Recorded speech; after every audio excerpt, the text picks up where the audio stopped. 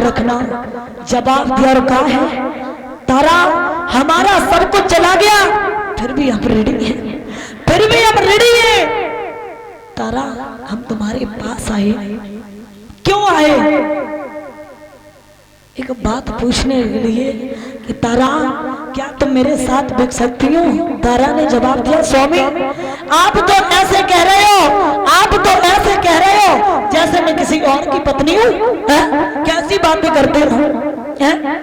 जवाब दिया स्वामी इस तन पे है अधिकार तुम्हें, चाहे वो दशा बनाए दियो, बेचना कौन है बड़ी बात, टुकड़े टुकड़े करवाए दियो।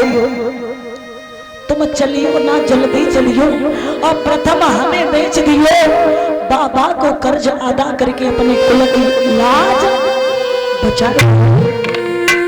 स्वामी आप कैसी बातें करते हैं?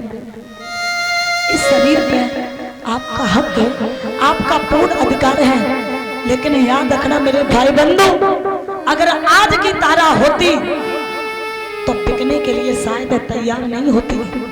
धन्य है वो तारा, क्योंकि मैंने ये अक्सर देखा है जिस माँ का बेटा, जिस बहन का भाई, जिस पिता का पुत्र अगर परदेश में नौकरी करने के लिए जाए और परदेश से घर वापस लौट के आए तो माँ सबसे पहले जैसे ही सबसे पहले आएगा पत्नी कहेगी हमें फलाना जेवर बनवा दो, बाप कहेगा कितना बचाया कितना कमाया, बहन कहेगी भैया कपड़े दिलवा दो। लेकिन धन्य है माँ, माँ की ममता एक ऐसी होती है जो माँ आते ही आते शरीर पे हाथ फेरेगी, सिर्फ यही पूछेगी मेरे लाल इतना बता दे तुम्हें भोजन टाइम से मिला, भोजन टाइम से मिला है? शरीर सही है? मेरे भैया ऐसा ही नहीं, आज तारा बिकने के लिए तैयार हो गई, तारा बिकने के लिए तैयार हो गई। स्वामी इस शरीर पे आपका हक है, आपका पूर्ण अधिकार है। समय कभी किसी चीज का इंतजार नहीं करता, वक्त कभी किसी चीज का इंतजार नहीं करता। मेरे भैया तारा बिकने के लिए तैयार हो गई। हुआ ऐसा जब बिकने के लिए तैयार हुई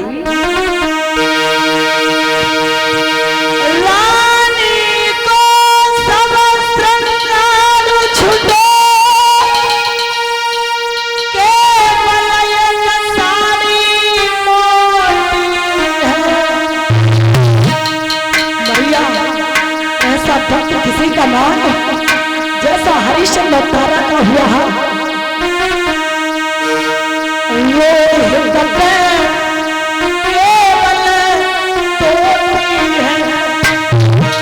राजा पे सिर